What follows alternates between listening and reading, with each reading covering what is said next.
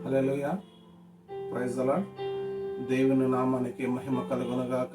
ఈ యొక్క సాయంకాల సమయంలో ప్రత్యేకంగా మీకు అందరికీ వందనాలు తెలియపరుస్తున్నాను. ప్రియ తల్లి, తండ్రి, సహోదర, సహోదరి, మరి సమయము మనకు మరి చాలా ప్రాముఖ్యం గనక మరి దినము ఒక చరణంతో మరి ముందుకు వెళ్ళి మీకు వాక్యాన్ని నేను చెప్పుటకు ఇష్టపడుతున్నాను. మరి ఈ యొక్క మరి వాక్యాన్ని వినే ప్రతి బిడ్డ కూడా మరి దీవింపబడాలంటే ఈ వాక్యాన్ని మీ హృదయాల్లో మరి చేర్చుకొని ప్రభువుని రక్షకుడుగా అంగీకరించినట్లయితే తప్పక దీవింపబడతారు. నిన్ను మాత్రమే నేనమ్యానయ్యా, నీవు మాత్రమే నా ధైర్యం యేసయ్యా, నీ బాహుబలమే నడిపించును, నా స్థితులన్నిటినీ సరిచేయును, కృప చూపు వాడవయ్యా, నీ పిల్లలకు కృప చూపు వాడవయ్యా, నిన్ను మాత్రమే నేనమ్యానయ్యా, నీవు మాత్రమే నా ధైర్యం యేసయ్యా. మరి పాడినటువంటి సహోదరునికి ప్రత్యేక వందనాలు.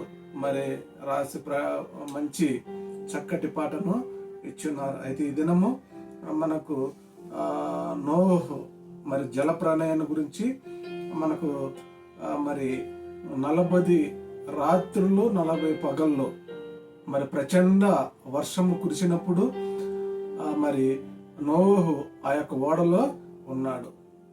దేవుడు నోహుని మరి బయటకు తీసుకురావాలంటే మరి ప్రణాళిక ఉంటున్నది.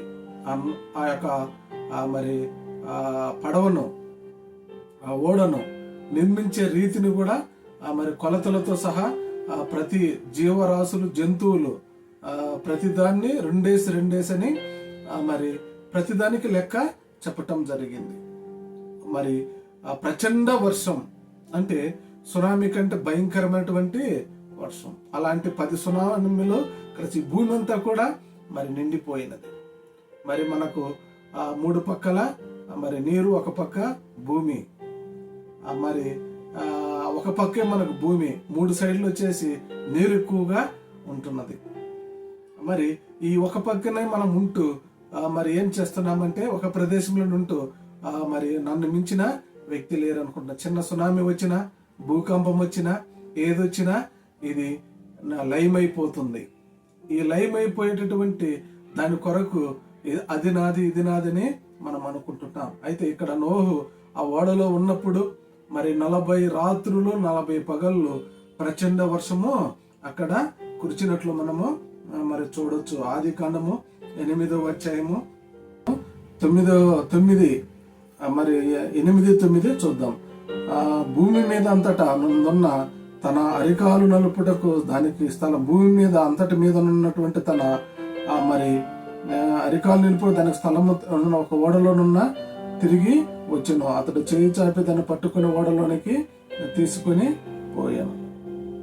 ఇక్కడ మనం చూసినట్లయితే మరి మొదటిగా ఒక కాకిని వెలుపులకు పోనిచ్చిన 8 ఏళ్ళలో అది బయలు వెళ్ళి దాని నుండి నీళ్లు ఇంకిపోయే వరకు అటు ఇటు తూచు ఉండేను. అయితే నీళ్లు నేల మీద తగ్గినవో లేదో చూచుటకు తన యొద్దనున్న నల్ల పౌరం ఒకటి ఎలుపలకు పంపించెను. ఆ భూమి ఎందంతటి మీద ఉన్న తన అరికాలు నిలుపు దానికి స్థలం దొరకలేదు. ఓడలో ఉన్న అతని యొద్దకు తిరిగి వచ్చాను. అప్పుడు చేయి చాచి దానిని పట్టుకున్నాను. ఇక్కడ పావురము తన యజమానిని మరి చూసి తిరిగి వచ్చినట్లు మనం చూస్తున్నాం. మరి కాకి అలాగని వెళ్ళి తిరిగి రాకుండా మనం చూస్తున్నాం. నిజమే, ఈ 2 అర్థాలు చాలా మరి ఉంటున్నాయి. అయితే ఇక్కడ మరి ఒక అర్థాన్ని కూడా మనము చూసుకోవచ్చు. అయితే కాకి ఈ లోకానికి సాదృశ్యం. మరి నీవు ఈ లోకంలో జీవించున్నప్పుడు మరి లోక ఆశల కొరకు నువ్వు వాటిని వెంబడించినప్పుడు మరి దేవుడు నిన్ను మరి దీవించడు. మరి లోకానికి నువ్వు వేరుగా బ్రతకాలి. అంటే దేవుని కొరకుగా నువ్వు బ్రతకాలి. అలాంటప్పుడే దేవుడు నిన్ను అత్యధికముగా దీవించగలుగుతాడు. మరి ప్రియ సహోదర సహోదరి, ప్రియ తల్లి తండ్రి, మరి సాయంకాల సమయంలో మరి పావురము తిరిగి రాల,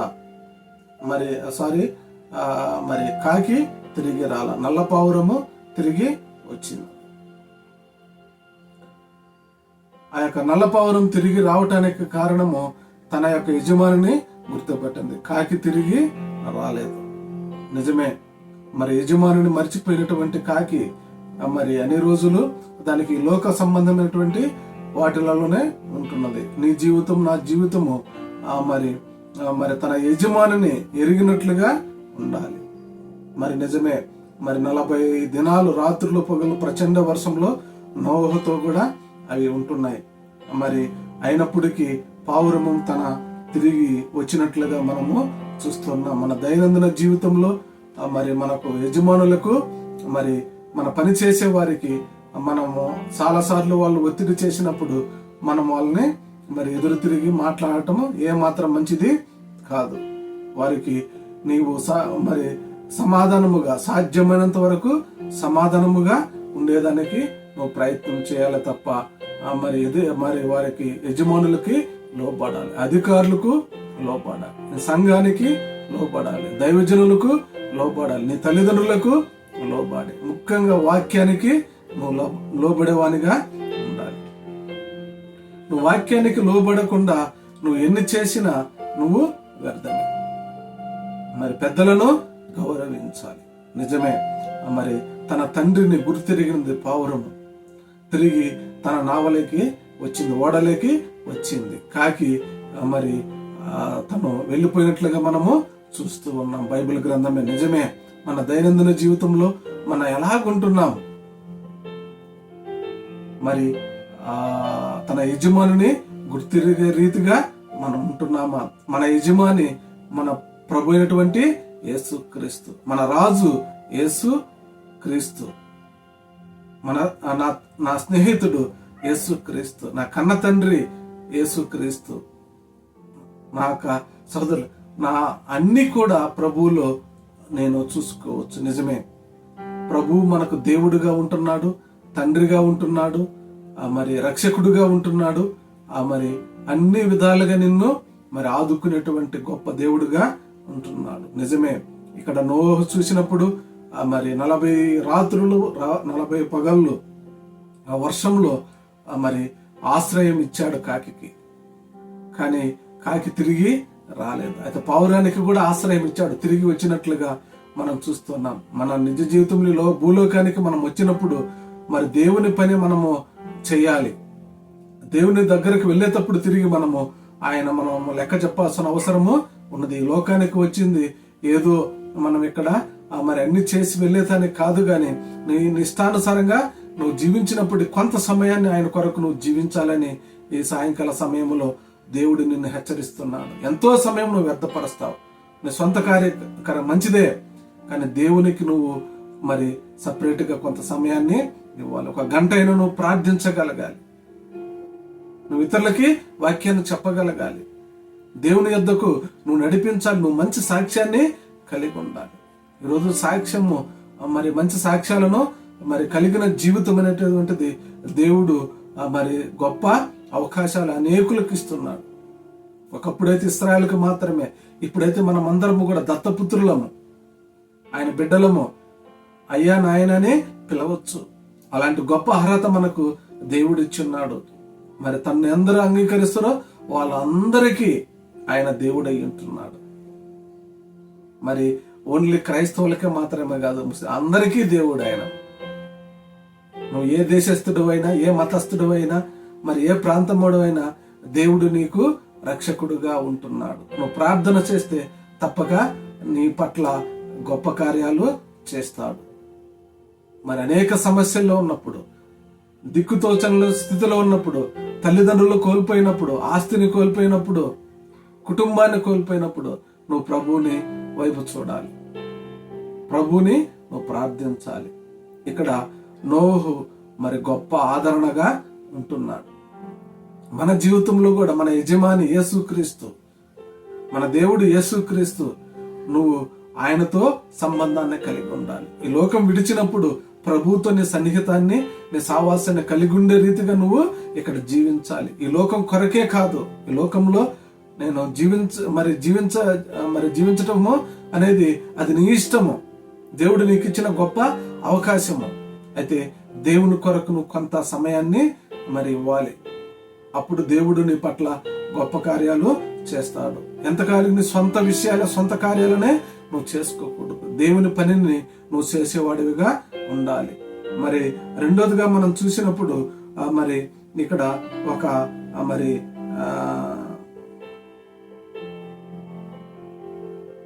పరిచయుడు మనం చూస్తాం.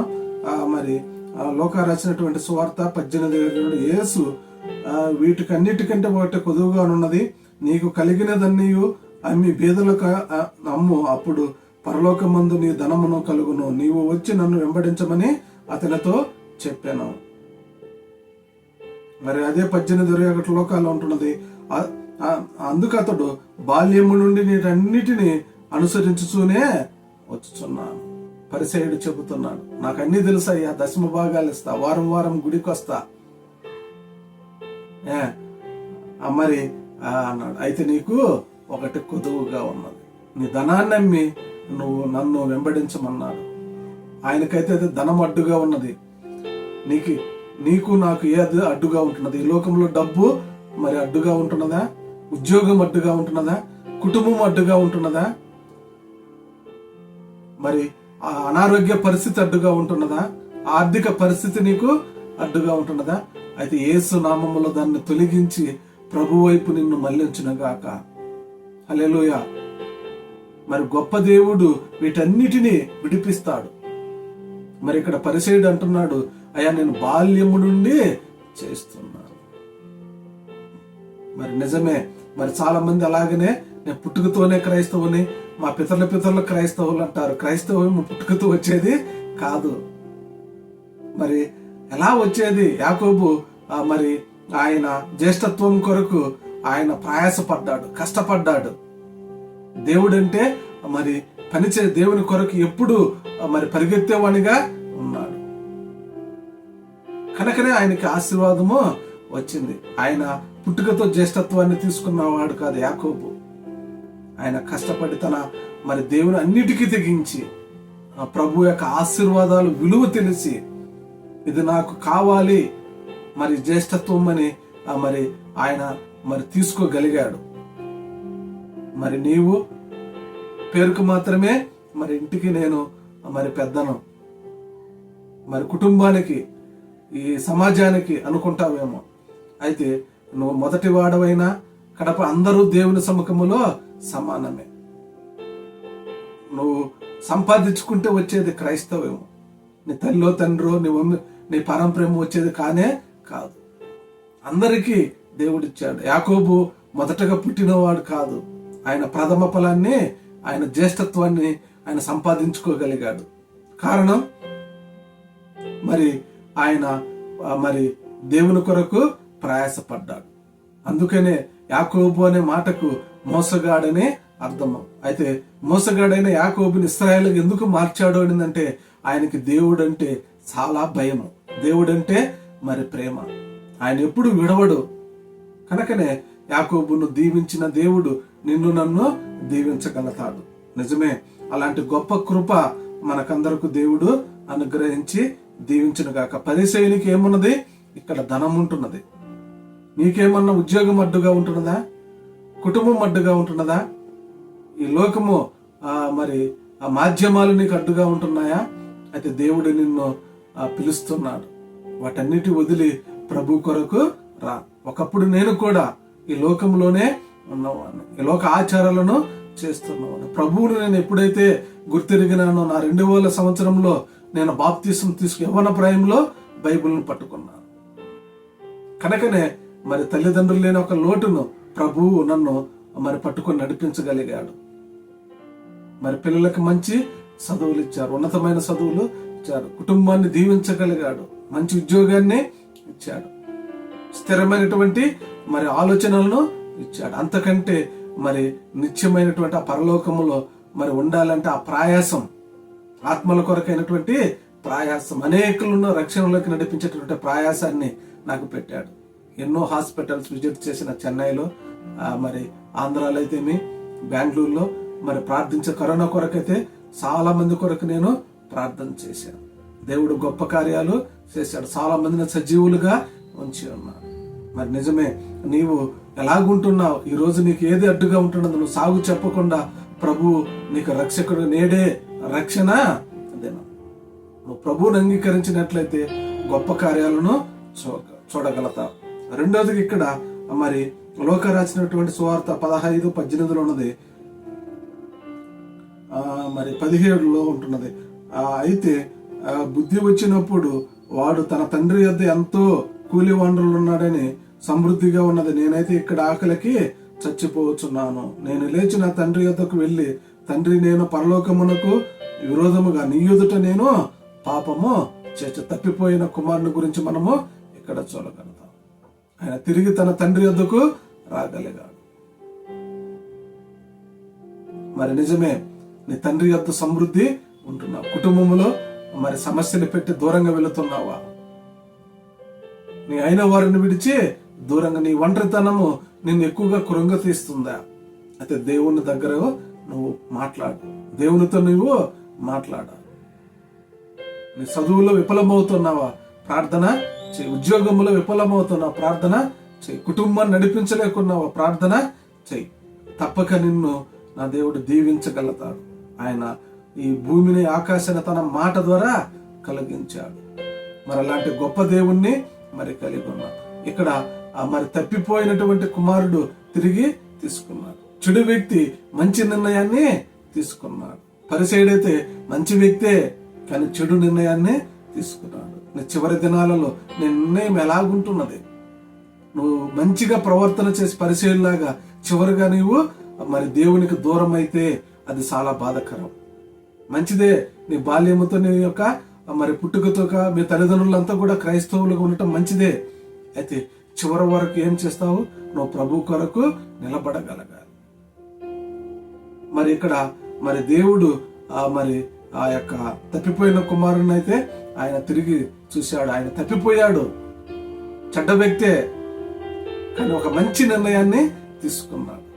ఈ సాయంకాల సమయంలో నువ్వు ఎంత పాపివైనా, ఎటువంటి మరి సమస్యలతో ఉన్నా, ఎలాంటి పాపం, దేవుడు విడిపించేదానికి సిద్ధం. అయ్యా, నేను పాపిని ప్రభువా, మా పితరుల పాపాలు, మా తల్లిదండ్రుల పాపాలు మా పైన, మా పిల్లల పైన ఉండనైద్ద ప్రభు అని మాట్లాడితే తప్పక ఆయన దీవించే దేవుడు. మరి మన పాపముల కొరకు ఆయన మరి మరణించాడు. ఆయన రక్తము ద్వారా మనలను కడిగాడు. యేసుక్రీస్తు రక్తములో కడగబడటం అనిందంటే ఆయన నువ్వు రక్షకుడుగా అంగీకరించి ప్రభువును నువ్వు ప్రార్థించినప్పుడు గొప్ప కార్యాలను చూడగలుగుతావు.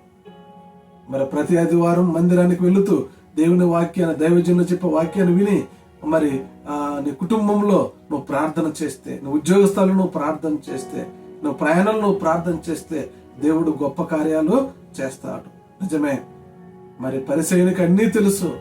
ఈరోజు చాలా మంది అన్ని డిగ్రీలు అన్ని చేశామని దేవుని వాక్యాన్ని, తల్లిదండ్రులకు లోబడే గుణాన్ని వాళ్ళు కలిగి ఉంటారు.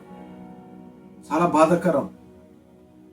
మొదట నీ తల్లిదండ్రులకు లోబడే గుణాన్ని నువ్వు నేర్చుకోవాలి. నువ్వు అధికముగా చదువుకున్నది దేవుని వాక్యాన్ని మరి చెప్పేదాని కోసం, దేవుని వాక్యాన్ని అనుచుకున్నావు. మరి చదువు ఉన్న చోట వినయము ఉంటున్నది, విద్య ఉన్న చోట వినయం ఉంటున్నది. విద్య లేకపోతే వినయము ఉండదు. విద్యకు వినయం, ఆ విద్య మరి లోకపు విద్యలో నువ్వు వినయాన్ని నేర్చుకుంటావు. అయితే ప్రభు యొక్క మరి బైబిల్ గ్రంథములో నువ్వు ఆధ్యాత్మికమైనటువంటి అనేక విషయాలను తెలుసుకుంటావు. మరి నిజమే, అలాంటి గొప్ప కృప మరి దేవుడు ఈ సాయంకాల సమయంలో మరి మనకిచ్చి ఉన్నాడు. నువ్వు ప్రార్థన చేయి, తప్పక గొప్ప కార్యాలు చేస్తాడు. ప్రియ తండ్రి, తల్లి, సహోదర, సహోదరి, నువ్వు ఉన్న స్థితిలోనే ప్రభువా నన్ను నీ యొక్క రెక్కల నీడన ఆశ్రయం కలిగించు, నన్ను క్షమించు ప్రభువా, ఎంతో సమయాన్ని వ్యర్థపరిచాను. ఇకపైన నీ యొక్క సమయాన్ని నేను వ్యర్థపరచకుండా ప్రతి దినము నేను కొంత సమయాన్ని నీ కొరకు ప్రార్థిస్తా ప్రభువా. నా సమస్యల నుంచి విడుదల దయచేయి. నా కుటుంబము నుంచి నా కుటుంబము దీవింపబడినట్లుగా నాయన ఆయన నువ్వు ప్రార్థించినట్లయితే దేవుడు అత్యధికముగా నిన్ను దీవించగలుగుతాడు. యాకోబును దీవించిన దేవుడు, అబ్రహామును దీవించిన దేవుడు, ఇస్సాకును దీవించిన దేవుడు నిన్ను నన్ను మరి దీవించేదానికి శక్తివంతుడు, మరి అధిక బలము కలిగినటువంటి దేవుడు. అలాంటి గొప్ప దేవుణ్ణి మనము కలిగి ఉన్నాం. శ్రద్ధగా విన్నందుకు మీకు అందరికీ కూడా ప్రత్యేక వందనాలు. మరి పాట పాడి ఉన్నాను, మెసేజ్ చేస్తున్నాను, మరి మెసేజ్ ఇచ్చున్నాను. తప్పక మీరు లైక్ చేసి షేర్ చేయండి. మరి అనుదినం నేను ఇలా చెప్పేదానికి మరి ఇష్టపడను. మరి ఇది దేవుని వాక్యము కనుక మరి పాస్టర్లకు ఎవరు లైక్ చేయరు. మీరే క్రైస్తవులకు ఉన్నటువంటి మీరే లైక్ చేసి మరి సబ్స్క్రైబ్ చేసి షేర్ చేయండి. మరి తప్పక దింపబడతారు. మరి ఉచితమైనటువంటి పరిచర్యను మరి ఉచితముగా అనేకులకు అందించేదానికి ఈ ఛానల్ ద్వారా నేను ఇష్టపడుతున్నాను. మీ ప్రోత్సాహం నాకు చాలా అవసరం. మీ కుటుంబాల కొరకు ఎల్లప్పుడూ నేను ప్రార్థన చేస్తాను. నా కొరకు కూడా మీరు ప్రార్థించగలరు. మరి తప్పక మరి దేవుడు మిమ్మల్ని దీవించి ఆశీర్వదించి ఈ వాక్యం ఉన్న ప్రతి బిడ్డను కూడా పేరు పేరున దీవించును గాక. God bless you all. Thank you watching.